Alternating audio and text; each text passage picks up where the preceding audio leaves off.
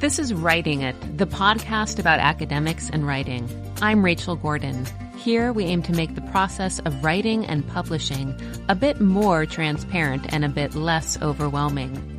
Through conversations with editors and academics at all stages, from full professors to graduate students, independent scholars, and postdocs, we share stories, lessons, and helpful habits from our writing lives. So today we're really happy to be speaking with Jack Davis, who is a professor of history here at the University of Florida and the Rothman Family Chair in the Humanities, specializing in environmental history and sustainability studies. He's the author or editor of 10 books, including the Pulitzer Prize winning The Gulf, The Making of an American Sea, published by Norton in 2017. His latest book, The Bald Eagle, The Improbable Journey of America's Bird, was a New York Times Book Review editor's choice, described as a, quote, rollicking, poetic, wise new book, which is a wonderful description for a book.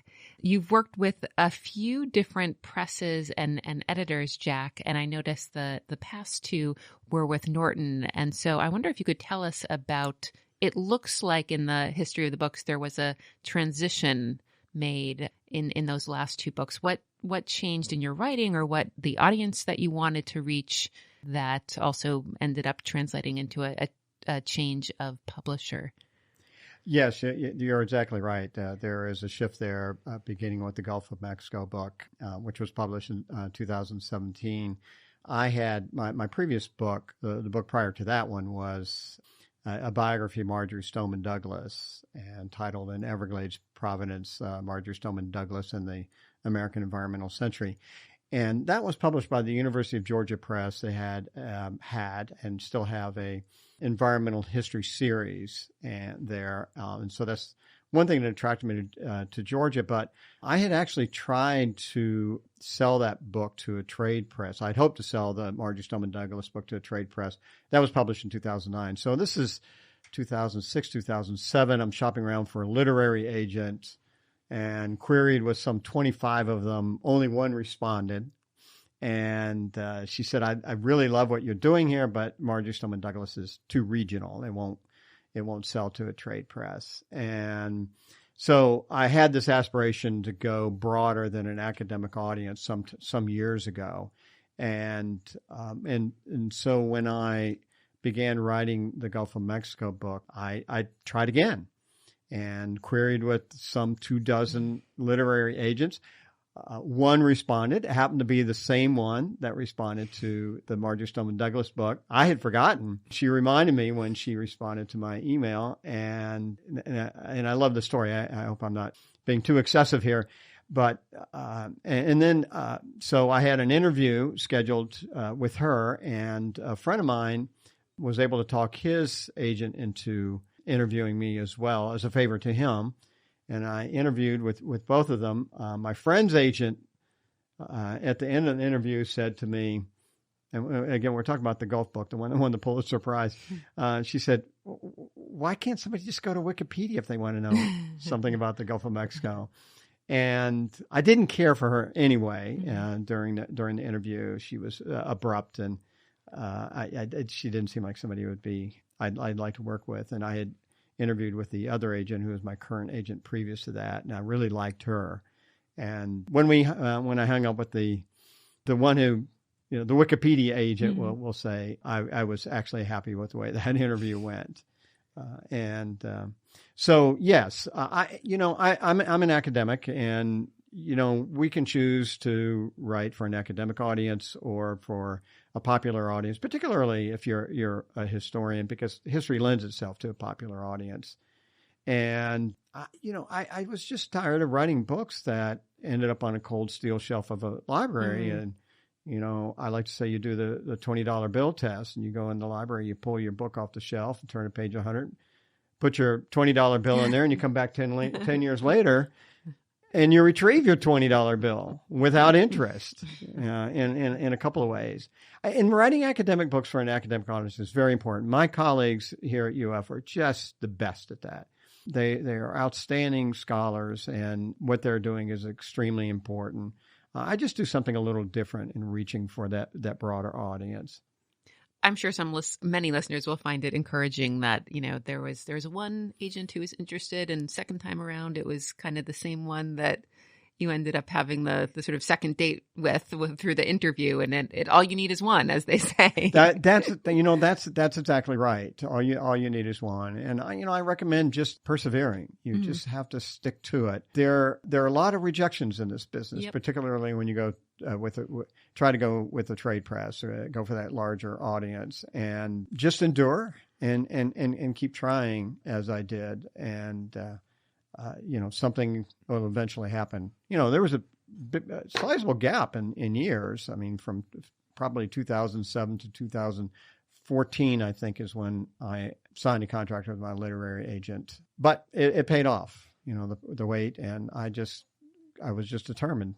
Yeah, you mentioned a term there, an interview with the agent, which isn't something we heard about before, but it sounds like that is just kind of the let's meet converse, and it's probably often over the phone or Zoom these days or something. But what was that conversation like? Tell me more about your work. Or yeah, this is 2014, so it was over the phone. In fact, I was on the road on a research trip. I think I was in Louisiana. I'm parked in my car, talking to her, and she had a copy of my proposal. She also had a copy of a chapter I had written. Both of these agents did. They both really loved the chapter I sent. And so send your best chapter and make sure it's polished. You don't want to send anything with any sort of typos or grammatical errors, even formatting errors. It's all really, because that's the first impression. And you want to make a good first impression, obviously. And we just talked a little bit more about the proposal and what about an audience. Audience is always important. Who do you envision as your readership?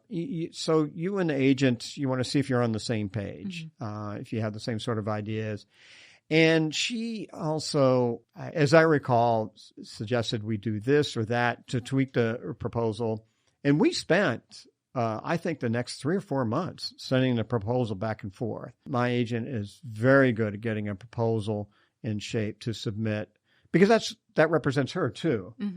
And she's very good at getting a proposal in shape to submit to all these editors in with the trade presses in New York, and with whom she's had a relationship for many, many years. And so the proposal does take a lot of work, and you have to put a lot of effort into it. I think my last proposal for my last book, The American Coast, was 37 pages. And so the proposal includes a summary, an intro, what I call a preamble, a section that's called About the Book, and then chapter summaries.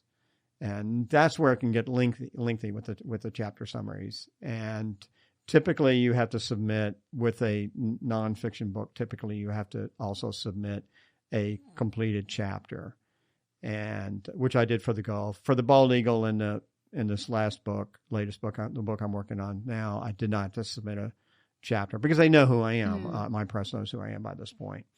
And but if you're, if this is your first time in working with an agent and going for a trade press, you will need a book chapter. We've heard from other folks who've gone this trade route that sample chapter for the agent might be actually a kind of best of chapter. It might not be a chapter that will actually or is likely to appear in the book, but really kind of highlights an exciting story points along the way that you manage to weave together nicely. That's exactly right. And what the chapter does show is it should give your agent and also the editors who review your proposal and chapters an idea of the structure, the narrative structure of the book. The chapter that I used was the only one chapter I had written at the time, and it happened to fall in the middle of the book.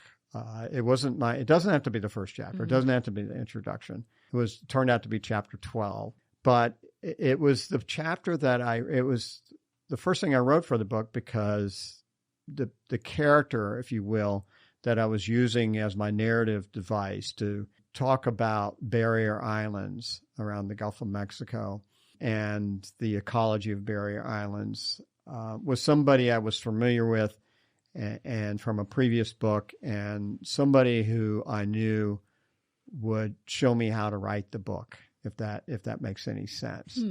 And Walter Anderson, who was an artist from the Mississippi coast, lived in early and mid 20th century, died in 1965. A fascinating character, individual, somebody who I knew readers would find fascinating. And he did. He showed me how to write this book, and the structure, the narrative structure that evolved out of that chapter became the narrative structure for the larger book. When you say he showed you how to write the book, what do you mean by that?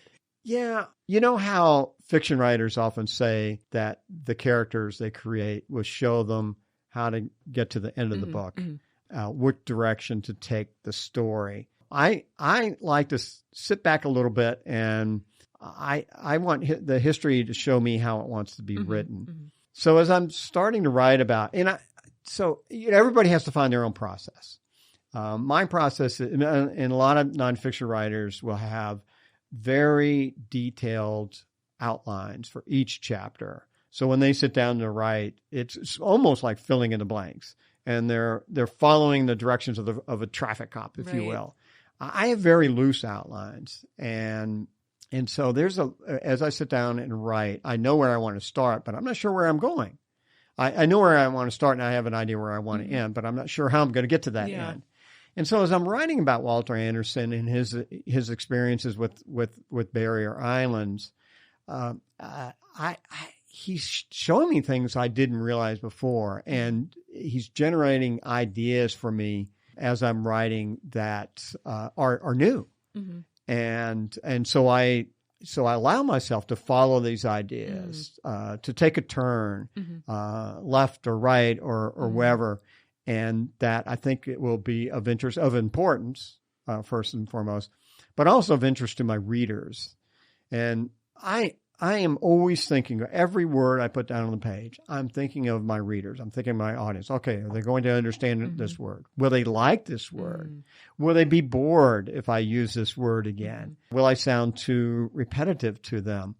And so will they like Walter Anderson, and how, what can I do with Walter Anderson to make him even more appealing? And so that chapter just seemed to, I don't really have any memory of writing that chapter because it seemed to take over. This sounds perhaps cliche, but I sort of felt the spirit of Walter Anderson, if you will. I mean, first of all, his ecological sensibilities are very much like my own. And I appreciate it. He kept these island logs, and his writing is beautiful. And so I had that. And so he was just inspirational himself. Marjorie Stoneman Douglas was the same way. I really came to appreciate her as a writer, as a thinker, as a individual with a wonderful sense of humor, somebody who was wicked smart. And so as I was writing the Marjorie Stoneman Douglas biography, I was hearing her voice. And she could be very critical.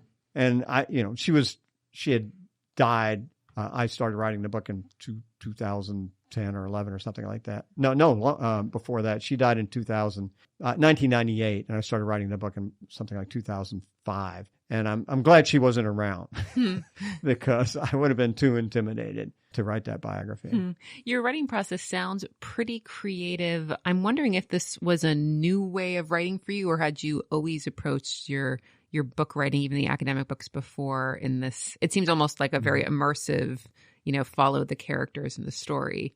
That's a really astute observation, because I began to, my first book, which was on race relations in Natchez, Mississippi, I had those very detailed outlines, and I stuck with them. But even as I was writing that book, I wasn't happy with the traditional academic history narrative. I can remember going out to dinner when I was a graduate student, going out to dinner with Drew Faust, a great historian, went on to become president of Harvard, and Bertrand White Brown, who was here at UF, finished his career. Both of them outstanding Southern historians, wonderful writers. And I remember sitting in the backseat of the car as we're going to dinner, saying to them, I'm not really happy with the traditional dissertation narrative. I want to tweak it a bit. And Bert's driving. He looks in the mirror, and Drew is in the backseat. She turns around and looks at me. He looks in the mirror, and she turns around and looks at me at the same time. And both of them said, "Do it." And so that really gave me license, if you will, permission to. So I fiddled with the narrative. I did. I don't need to go into details here, but I did a couple of different things with my dissertation narrative. But again, I had those detailed chapter outlines because I'm a graduate student and I'm nervous. I'm scared. I've got to follow the the accepted formula. Once I had published that book and gotten tenure, I was working on the Marjorie Stoneman Douglas book. That's when I started transitioning. I still had some pretty detailed outlines, but I allowed myself greater latitude to go in different directions as I was writing if I need to. I like surprises. I like not knowing exactly where I'm headed.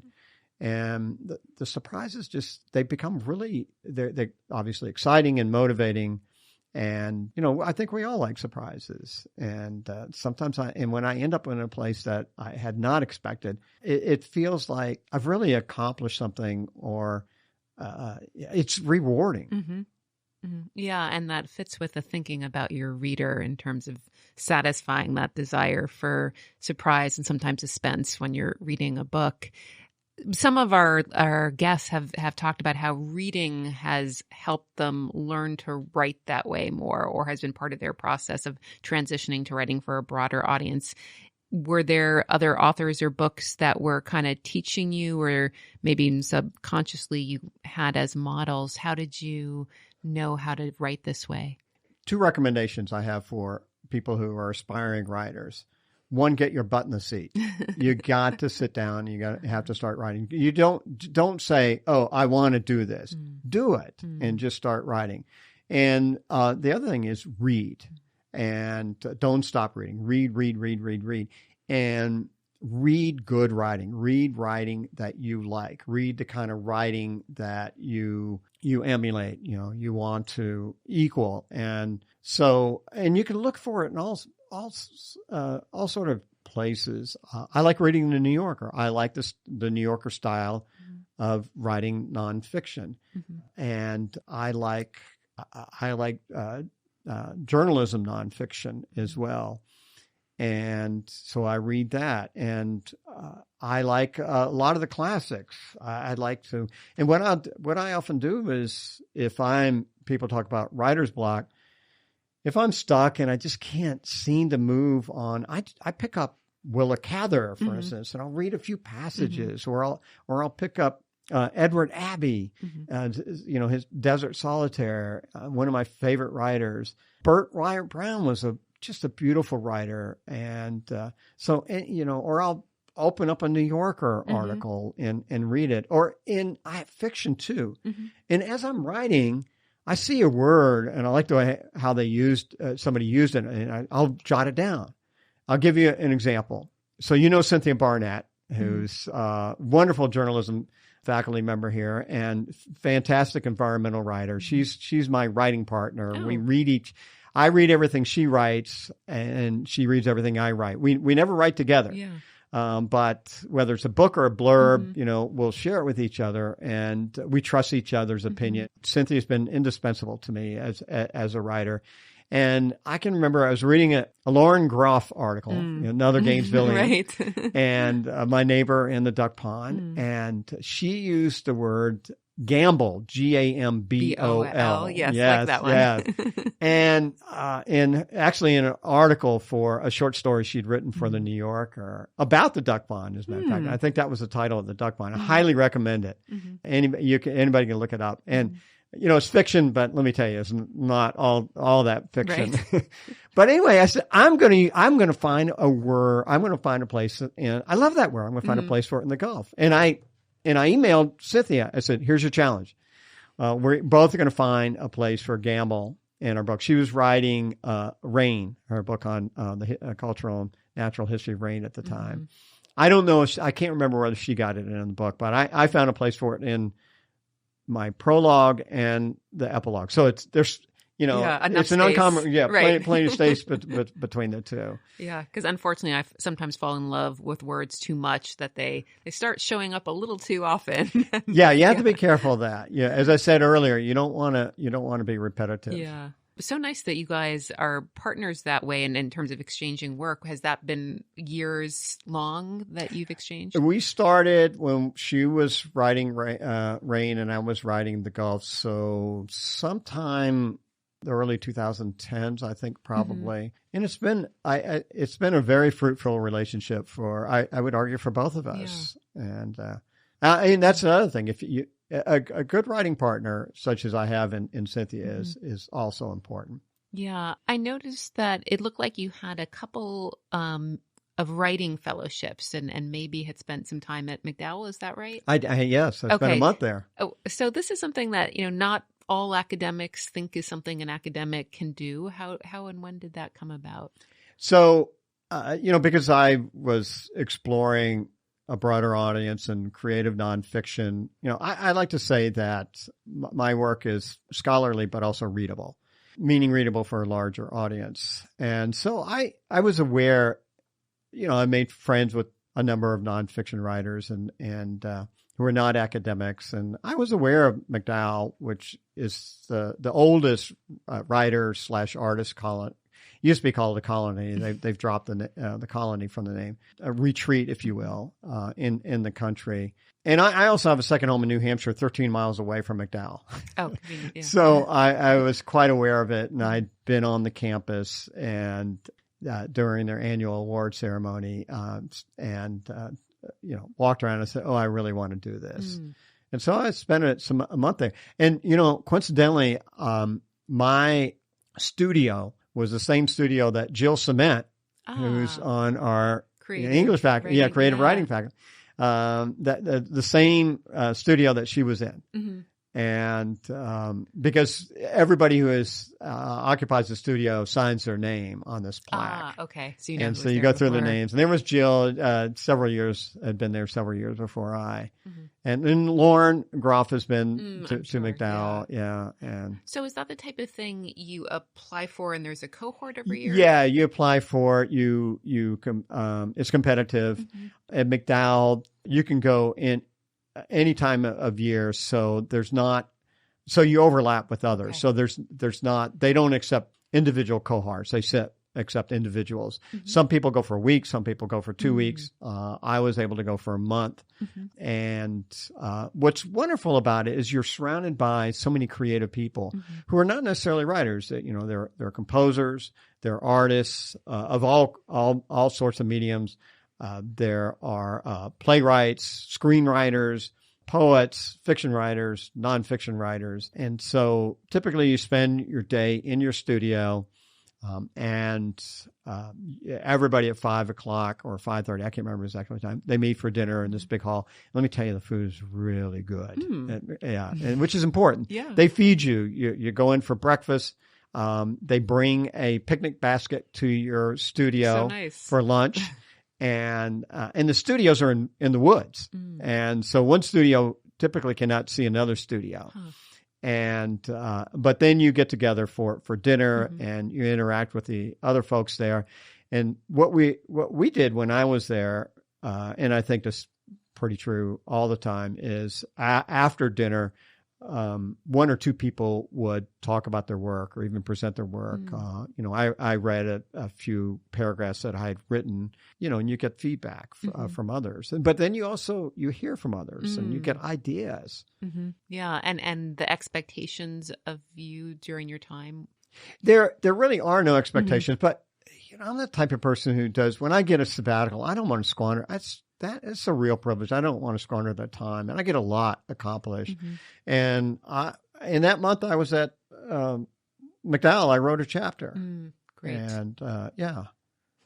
So maybe we can pause at one of what must have been one of the most wonderful moments in your life when you got the Pulitzer. How expected, unexpected, most of us just don't know how that comes to be, whether the news is how out of the blue it seems at the time. It was totally unexpected. It never even it was never on my radar. Mm-hmm. I didn't even know when they were announcing the Pulitzers. And the book had won Pulitzer Prize in the fall of 2017. Book was published in March 2017. Won the Pulitzer Prize in fall 2017.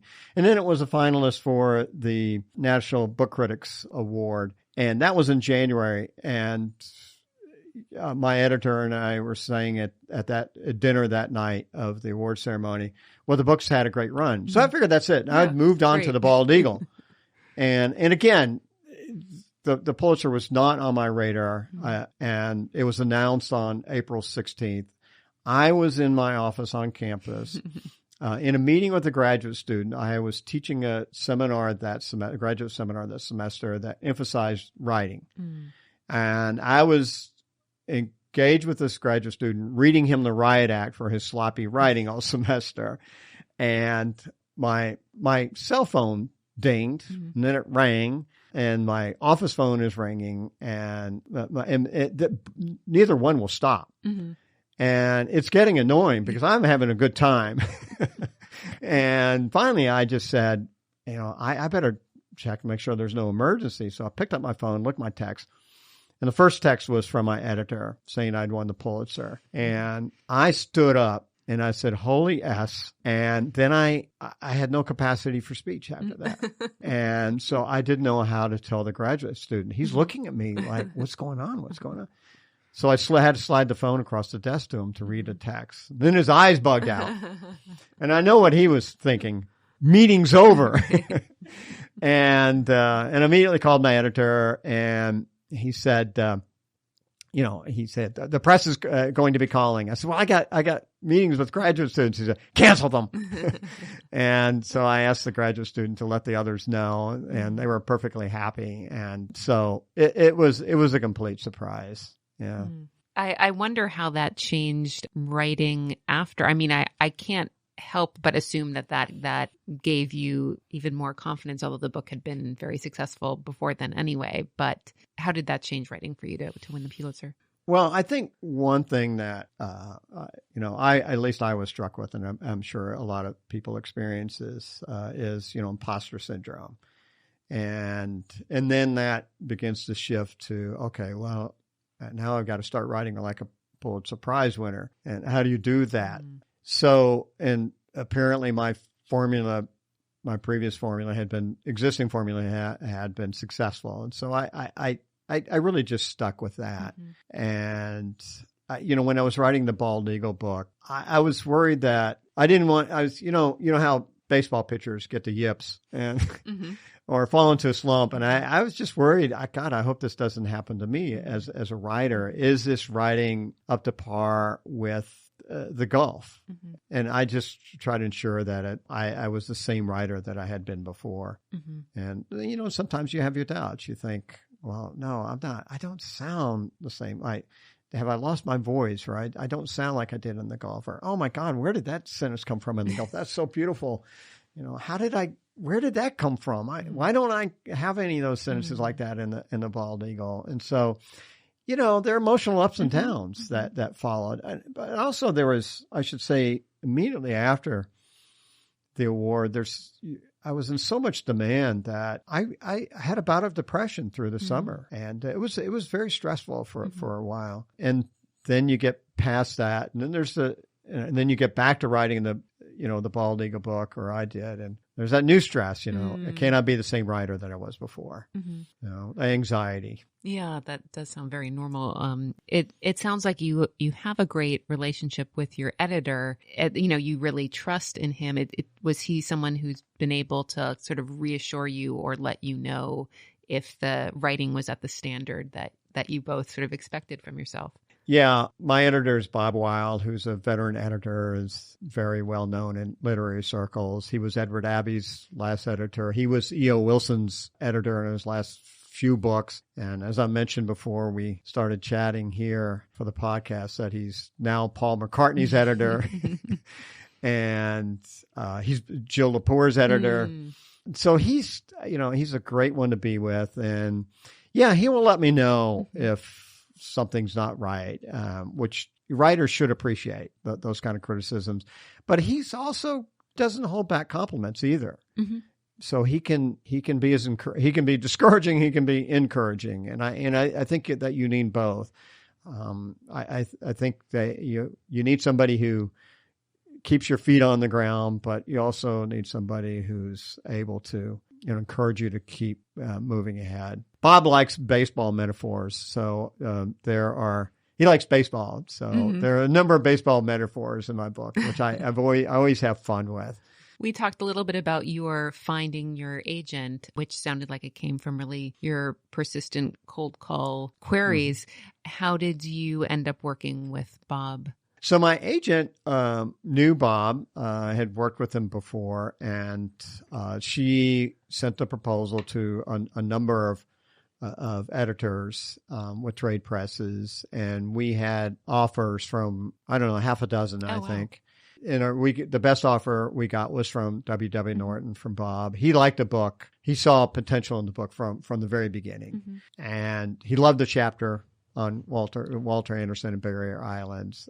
He and I talked on the phone too. So there was a phone interview with him, and and I've been with him since. Mm-hmm.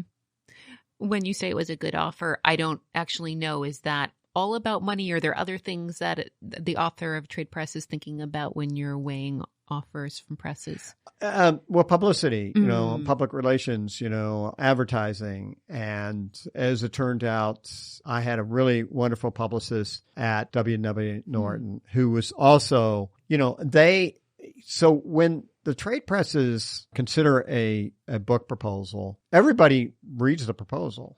Marketing people, publicists, and other editors. And so you want a publicist who's enthusiastic about your book.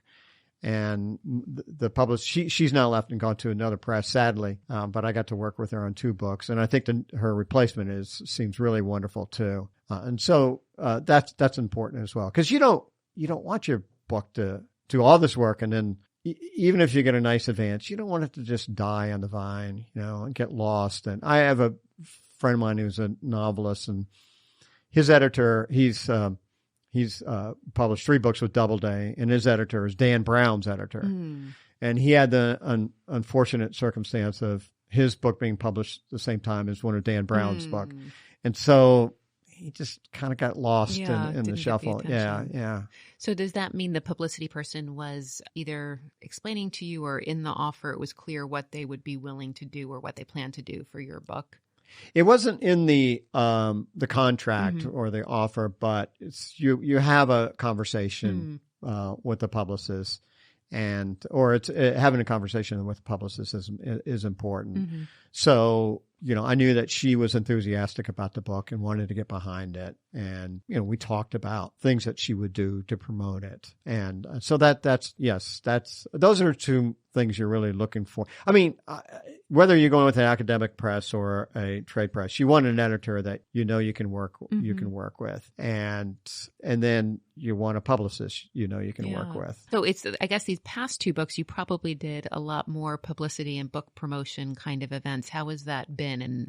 And have you organized any of these, or I assume with the trade press, their publicist is doing more work, but maybe you've also taken the initiative. So I get a lot of invitations. I don't have to take the initiative. I get a lot of invitations because it's easy to find me. I'm at University of Florida, and so they Google me and Jack Davis, University of Florida, and they get my email, and I get invitations all the time, and I deal with those directly. And when the book is launched, you do a book tour that the press and the publicist organizes. And you do it together, and I've been very busy. Since the Gulf of Mexico book came out, I've given well over 200 public talks. And I just returned from the Mississippi Book Festival. And on my way back home, I stopped in Seaside for a photo shoot because I'm going to talk there for the Florida House, not the legislative house, but I don't know if you're from where the Florida House in D.C. It's a nonprofit organization that promotes Florida. Oh, wonderful. Okay. And then, what is it? Next week, I'm giving a talk in St. Pete. And, so, and all of those came directly to me. And So it's a combination of both. So what you do as a writer, I guess, has really shifted since these last two books in terms of being in demand, the book being out there more, so there's more invitations coming to you, and just that more of your time might be spent out there talking to readers about your book. Yeah. One thing that my press Norton likes about me is I'm a hard worker when it comes to promoting the book and giving talks, and they appreciate that. It's also good for the University of Florida. I mean, Dean Richardson appreciates that. He's really encouraged that, and I meet the Gator Nation, whether I'm talking in Seattle or Boston, Austin, or and of course in Florida, and that's always wonderful. I mean, I've had people do selfies in which we're doing the Gator chart. Right, of course. And I meet a lot of parents, nice. Gator parents, and so that's nice. Yeah. And that is a nice thing about being in a big R1 is that it does feel like there's a good amount of support for our research and scholarship getting out there, and so it's okay to be spending time on these. Yeah, the college in my department could not be more supportive than they've been. Listeners might feel a little confusion at thinking, okay, so this book at first, maybe had a little trouble getting an agent. One agent was really excited, and then suddenly there's half a dozen presses interested, and then there's a Pulitzer. I know many people have said their agent has really helped them kind of writing a better book proposal that then helps the book more. How would you explain what happened in between here that, explains this transformation? You mean between the book proposal and the submission of the proposal? Yeah, and when you first reached out to agents to what the presses were then considering. I think that the agent is another set of eyes when she or he is looking at the proposal, and another set of eyes who can that can offer suggestions not, certainly with regard to clarity, but what might be missing or what might be excessive. And I don't think that, for instance, this last proposal that we wrapped up this summer, Lisa, my agent, really helped me get the introduction together. This is going to be a big story that, the environmental history of the American coast, Atlantic and the Pacific coast. And so it's something that's really hard to organize initially. And so she helped me organize my thoughts, but also organize the book, try to help me envision what it will look like. I don't want it to be a giant book. I want to keep it to around 400 pages.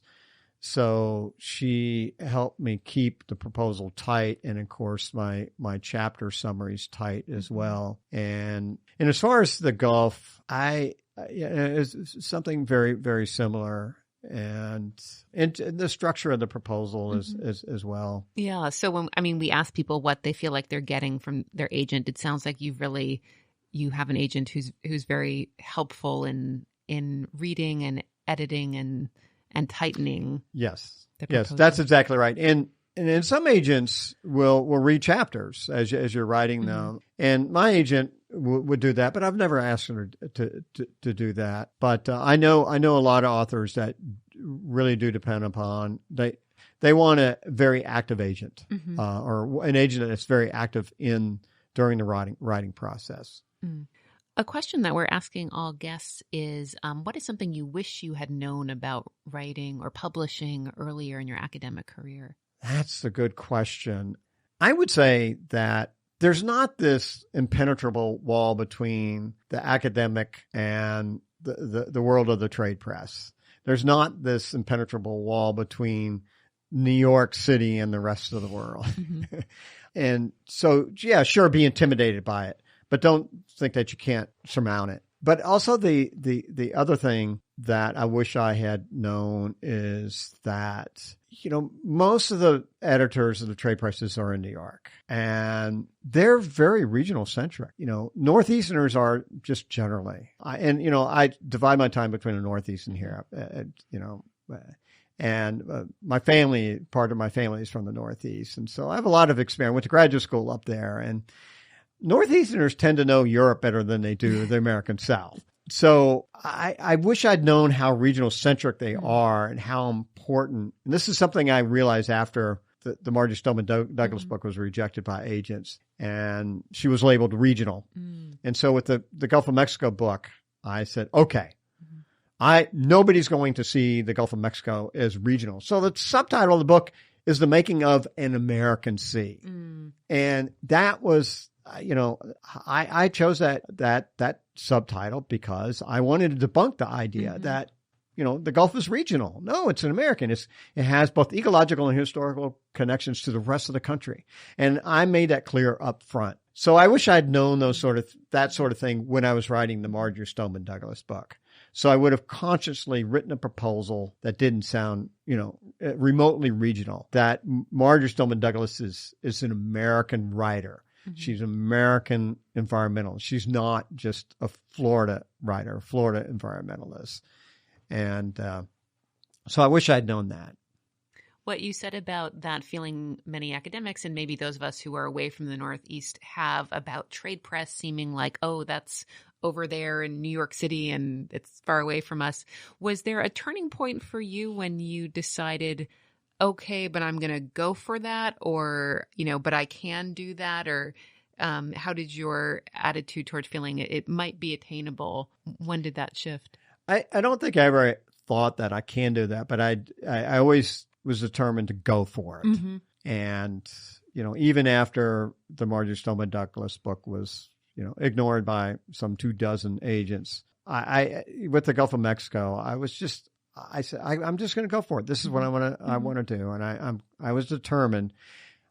Maybe I got lucky. I'm sure that's what it was. I got lucky in this case. And some, as you said earlier, it just requires one, and I got lucky with just one, and it was the right one, and who, placed the book with the right publisher.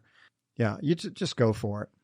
Yeah, I mean, and I've heard that story from other successful writers that it was rejected by 30 plus agents, and it was only one actually who was interested. So I think more often than not, that's actually how it begins. There are a lot of classics for which that has happened. Yeah.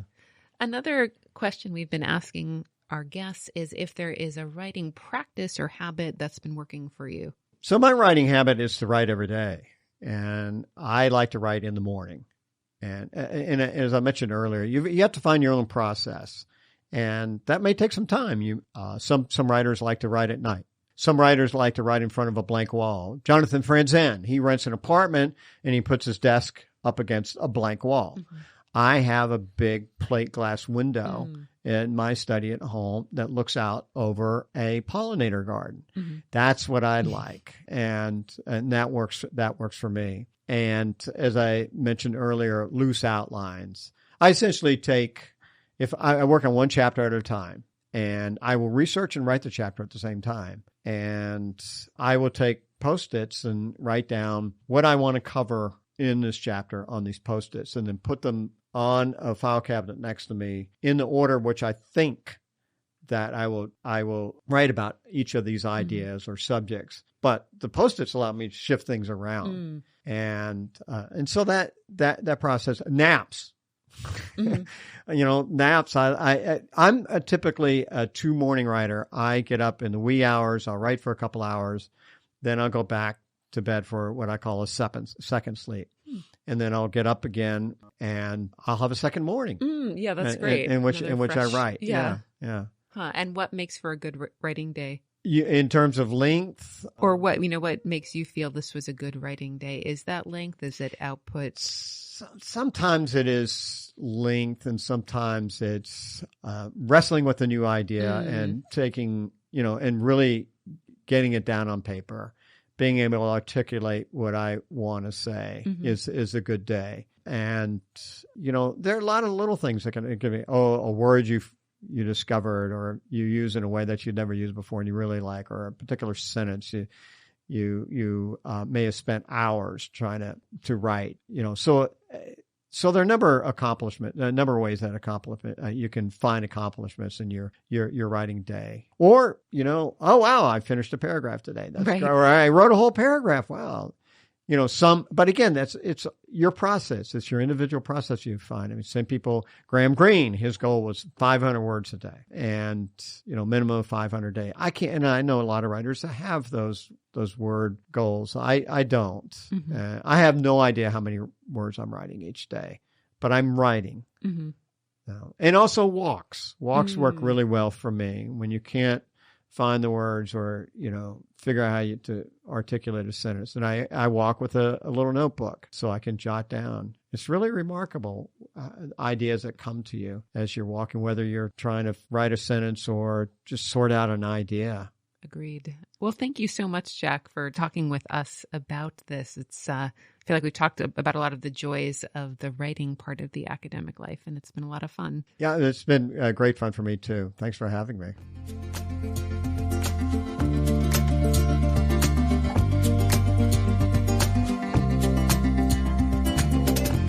Thanks for listening to Writing It, the podcast about academics and writing, sponsored by the Center for Jewish Studies at the University of Florida.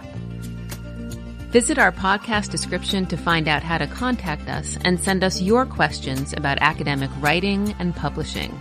Follow us on social media at Writing It Pod and subscribe to us so you never miss an episode.